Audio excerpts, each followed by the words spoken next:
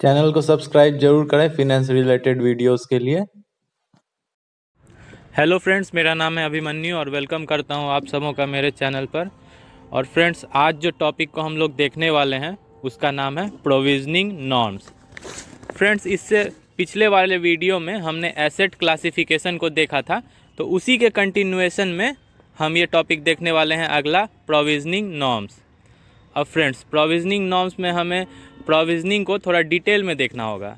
तो प्रोविजनिंग की ज़रूरत कहाँ पड़ती है? प्रोविजनिंग की ज़रूरत तब पड़ती है जब कोई भी लोन अकाउंट एनपीए हो जाता है, तब हमें उस लोन अकाउंट के लिए कुछ सर्टेन अमाउंट प्रोविज़न करके रखना पड़ता है। तो चलिए अब हम लोग समझते हैं थोड़ा। हम लोग क्या है, बैंक है फ्रेंड्स। अब बैंक्स का काम क्या होता है? लोन देना। लोन क्या होती है? एसेट की तरह होता है बैंक के लिए। अब हमने लोन दिया, बहुत सारे लोगों को लोन दिया, लेकिन ये ज़रूरी नहीं है कि सारा लोन सही ही चलेगा। कुछ लोन ख़राब भी चल सकता है, जिसके कारण कि वो एनपीए हो सकता है। एनपीए होने का मतलब है कि अब उस लोन से हमें प्रिंसिपल और इंटरेस्ट का रिकवरी नहीं हो पा रहा है।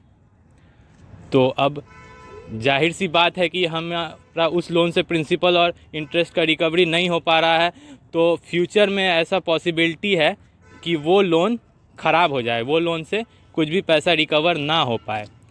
तो इस केस में बैंक के बुक्स को तो हमें सही सही चलाना है।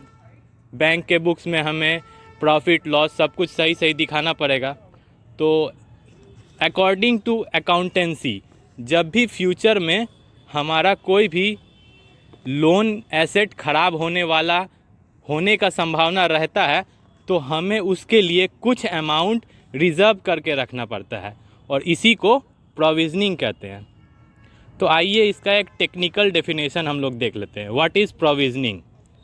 अब friends, bank set aside a certain portion of their income so as to be prepared to any contingent losses that may arise in the event of non recovery of loans. इसी चीज़ को मैंने पहले एक्सप्लेन कर दिया friends कि actually provisioning है क्या। तो आप थोड़ा सा जानेंगे कि जो प्रोविज़न का वैल्यू होता है, मतलब कितना वैल्यू हमें प्रोविजनिंग करना है, वो किस पे डिपेंड करता है? वो दो फैक्टर्स पे डिपेंड करता है friends. Value of provision depends upon two factors. पहला क्या है? कैटेगरी ऑफ एसेट, और दूसरा क्या है? Value of security available. अब देखिए फ्रेंड्स, कैटेगरी ऑफ एसेट सब स्टैंडर्ड, डाउटफुल और लॉस। जाहिर सी बात है, सब स्टैंडर्ड में कम प्रोविजनिंग करना होगा, डाउटफुल में थोड़ा ज़्यादा, और लॉस एसेट में तो पूरा ही प्रोविजनिंग करना पड़ेगा। तो कैटेगरी ऑफ एसेट पे इस तरह से डिपेंड करता है, और वैल्यू ऑफ सिक्योरिटी पे भी तो डिपेंड करता है। अगर हमारे पास कुछ सिक्योरिटी अवेलेबल है तो उसके लिए कम प्रोविजनिंग करना पड़ेगा। अब कुछ लोन अकाउंट में सिक्योरिटी कम अवेलेबल है या है ही नहीं, तो उसके लिए ज़्यादा प्रोविजनिंग करना पड़ेगा। तो इस तरह से इन दोनों फैक्टर्स पे वैल्यू ऑफ प्रोविज़न डिपेंड करते हैं। आइए फ्रेंड्स, अब सब स्टैंडर्ड कैटेगरी के लिए हम लोग प्रोविज़न देखते हैं कि सब स्टैंडर्ड कैटेगरी ऑफ एसेट के लिए हमें कितना प्रोविजनिंग करना पड़ेगा। तो सब स्टैंडर्ड कैटेगरी में भी दो पार्ट है, एक सिक्योर्ड एडवांसेस और एक अनसिक्योर्ड एडवांसेस। तो सिक्योर्ड एडवांसेस वो है जिस केस में बैंक के पास कुछ सिक्योरिटी प्रोवाइडेड है कि अगर कस्टमर वो पैसा नहीं चुकाता है तो वो सिक्योरिटी को बेच करके या किसी भी तरह से सेट ऑफ करके बैंक अपने पैसे वसूल कर सकता है। तो ये होता है सिक्योर्ड एडवांस। और अनसिक्योर्ड एडवांस यानी कि क्लीन एडवांस, मतलब कोई भी सिक्योरिटी अवेलेबल नहीं है बैंक के पास। तो अब पहले केस में दिखते हैं। फॉर सिक्योर्ड एडवांसेस प्रोविजनिंग कितना होता है? 15% ऑफ आउटस्टैंडिंग का 15%। अब देखिए, एक केस है, मान लीजिए बैंक से किसी कस्टमर ने लोन लिया और अब वो एनपीए हो गया, और अब उसका कोई भी इंस्टॉलमेंट बैंक के पास वापस नहीं आ पा रहा है, और अब आउटस्टैंडिंग जो है 1 लाख रुपए का है, हम सपोज़ करते हैं। मतलब कि अब उस कस्टमर को बैंक को इंटरेस्ट मिला करके 1 लाख रुपए देने हैं, और बैंक के पास सिक्योरिटी भी अवेलेबल है। उस कस्टमर ने कुछ सिक्योरिटी दे करके रखा है बैंक को, तो बैंक को कितना प्रोविजनिंग करना होगा? 15% ऑफ आउटस्टैंडिंग, मतलब 1 लाख का 15%, मतलब कि 15,000 रुपये प्रोविजनिंग करके रखना होगा, मतलब 15,000 रुपये अलग से हटा करके बैंक को रखना होगा कि अगर वो खाता भविष्य में कुछ भी रिकवर नहीं हो पाता है तो कम से कम 15,000 का तो मैंने पहले से प्रोविजनिंग करके रखा है, तो लॉस जो है उतना कम होगा।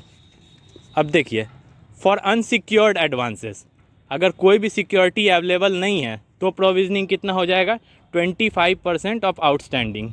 तो उसी एग्जांपल में अगर देखेंगे हम लोग, 1 लाख का अगर आउटस्टैंडिंग है और इस केस में अब सिक्योरिटी नहीं है बैंक के पास, तो प्रोविज़न क्या होगा, तो प्रोविज़न ज़्यादा हो जाएगा, 15 नहीं 25% हो जाएगा। तो कितना रुपया का प्रोविज़न होगा, 25,000 रुपये का फ्रेंड्स। अब हम लोग डाउटफुल एसेट्स के लिए प्रोविज़न देखेंगे। तो डाउटफुल एसेट्स में D1, D2, D3 होते हैं। तो सबसे पहले हम लोग डाउटफुल D1 के लिए कितना प्रोविज़न किया जा सकता है वो देखेंगे। D1 जो होता है उसका एसेट कोड 31 होता है, 31 होता है। तो ये भी याद रखेंगे, D1 का 31, D2 का 32 और D3 का 33, ये एसेट कोड होता है। तो हम लोग 31 बोलेंगे, इसका मतलब D1 की बात हो रही है। तो चलिए, D1 के लिए कितना प्रोविज़न करना होता है, इसका फॉर्मूला होता है 100% of shortfall which is unsecured portion plus 25% of realisable value of security. फिर से एक बार मैं बोलूँगा, प्रोविज़न कितना करना होता है, 100% of unsecured portion plus 25% of secured portion. अब चलिए एक एग्जांपल से समझेंगे।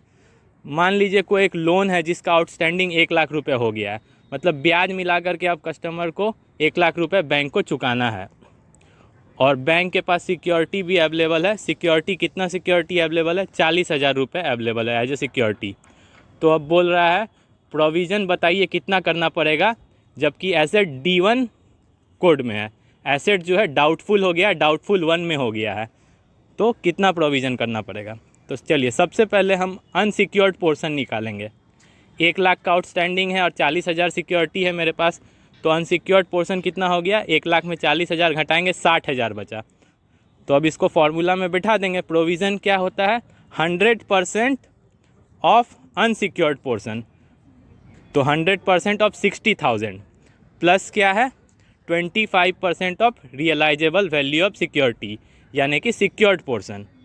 सिक्योर्ड पोर्शन मेरे पास कितना है, 40,000 का सिक्योरिटी है, तो उसका 25% लेना है। 25% ऑफ 40,000 कितना हो गया, 10,000।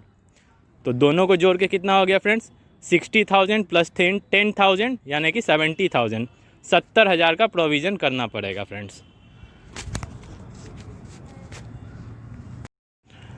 अब हम लोग D2 के लिए देखते हैं, डाउटफुल 2, जिसका एसेट कोड होता है 32। अब इसमें अगर प्रोविज़न निकालना है तो इसका फॉर्मूला क्या हो जाएगा, 100% of shortfall plus 40% of realisable value of security. D1 में क्या था, 100% ऑफ शॉर्टफॉल, तो यहाँ भी 100% ही रहेगा, लेकिन वहाँ पर क्या था, 25% of realisable value of security, लेकिन यहाँ पर कितना है, 40% है, सिक्योर्ड पोर्शन का 40% है। तो चलिए अब उसी एग्जांपल को लेकर के हम यहाँ पर प्रोविज़न अगर निकालते हैं, तो वही आउटस्टैंडिंग 1 लाख रुपए का है और सिक्योरिटी फिर से 40,000 रुपये अवेलेबल है। तो अब प्रोविज़न निकालिए D2 एसेट कोड के लिए। तो फॉर्मूला क्या हो जाएगा, provision equals to 100% of shortfall. Shortfall कितना है, 60,000, क्योंकि 40,000 का सिक्योरिटी अवेलेबल है, और plus 40% of realisable value of security. यहाँ पर 40% ऑफ 40,000 हो जाएगा, 40,000 का 40% हो जाएगा, क्योंकि सिक्योर्ड पोर्शन तो 40,000 है, 40,000 का सिक्योरिटी अवेलेबल है मेरे पास। तो 40% 40,000 का कितना हो गया, 16,000 हो गया। तो दोनों को जोड़ने के बाद 60,000 प्लस 16,000, 60,000 और 16,000 जोड़ेंगे तो 76,000 हो जाएगा फ्रेंड्स। तो प्रोविज़न कितना हो गया D2 के लिए, 76,000। चलिए फ्रेंड्स, अब हम लोग D3 के लिए देख लेते हैं। D3 के लिए प्रोविज़न फ्रेंड्स 100% ऑफ आउटस्टैंडिंग हो जाएगा, मतलब जितना भी आउटस्टैंडिंग है, 1 लाख रुपये अगर आउटस्टैंडिंग है तो 100% प्रोविज़न करना होगा। 1 लाख का 1 लाख रुपये का हमें प्रोविज़न करके रखना पड़ेगा। हमने सब स्टैंडर्ड का देख लिया, डाउटफुल का, तीनों कैटेगरी का देख लिया, D1, D2, D3। अब लॉस एसेट के बारे में भी जान लेते हैं कि लॉस एसेट के लिए कितना प्रोविज़न करना पड़ेगा। लॉस एसेट के लिए भी फ्रेंड्स 100% ऑफ आउटस्टैंडिंग प्रोविज़न करना पड़ेगा। अगर 1 लाख रुपया का आउटस्टैंडिंग है तो 1 लाख रुपए का पूरा हमें प्रोविज़न करके रखना पड़ेगा, अलग से 1 लाख रुपए सेट असाइड करके रखना पड़ेगा फ्रेंड्स।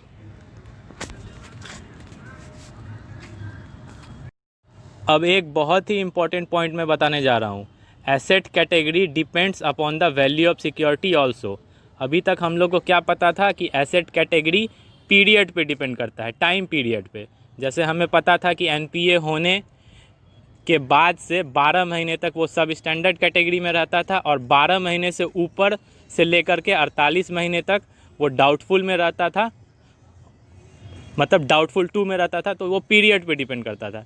लेकिन अगर सिक्योरिटी है बैंक के पास, कस्टमर्स ने सिक्योरिटी प्रोवाइड किया है, तो उसके ऊपर भी डिपेंड करेगा कि वो उसको कौन से एसेट कैटेगरी में हम लोग क्लासीफाई करेंगे। अब फ्रेंड्स देखिए, अगर रियलाइजेबल वैल्यू ऑफ सिक्योरिटी 10% से कम है, मान लीजिए आउटस्टैंडिंग हो गया है हमारा 1 लाख रुपए और जो सिक्योरिटी का वैल्यू है वो 8,000 रुपये है, तो 10% से कम हो गया है सिक्योरिटी का वैल्यू, तो इसको कौन सा एसेट बोलेंगे हम लोग? लॉस एसेट बोलेंगे। अब देखिए 10% से ऊपर है मान लेते हैं, लेकिन 50% से कम है। मान लीजिए आउटस्टैंडिंग है 1 लाख रुपया और 30,000 वैल्यू है सिक्योरिटी का बैंक के पास, तो कौन सा कैटेगरी में हो जाएगा? 50% से कम है लेकिन 10% से ऊपर है, तो इसको D1 में क्लासीफाई करेंगे, डाउटफुल 1 में। अब अगर सिक्योरिटी का वैल्यू 50% से ऊपर है फ्रेंड्स, 1 लाख का आउटस्टैंडिंग है और 50,000 से ऊपर सिक्योरिटी का वैल्यू है, मान लीजिए 70,000 है मेरे पास सिक्योरिटी का वैल्यू, तो भले ही वो कितने साल तक भी लोन का अमाउंट नहीं चुका रहा है, लेकिन हम उसको सब स्टैंडर्ड कैटेगरी में ही रखेंगे। ठीक है फ्रेंड्स, 12 महीने से ऊपर हो गया है लेकिन हम उसे डाउटफुल में नहीं लाएंगे, क्योंकि हमारे पास सिक्योरिटी अवेलेबल है, 50% से ऊपर सिक्योरिटी अवेलेबल है। तो देखा हमने किस तरह से वैल्यू ऑफ सिक्योरिटी के ऊपर भी एसेट कैटेगरी डिपेंड करता है। तो ठीक है फ्रेंड्स, उम्मीद करता हूँ आप सबों को प्रोविजनिंग अच्छे से समझ में आ गया होगा। तो जिनको भी अच्छा लगा ये वीडियो वो लाइक करें, और जिन्होंने मेरा चैनल सब्सक्राइब नहीं किया वो सब्सक्राइब कर लें फ्रेंड्स, ताकि ऐसे ही फिनेंस रिलेटेड वीडियोज़ में बनाते रहूँ। ठीक है फ्रेंड्स, थैंक यू।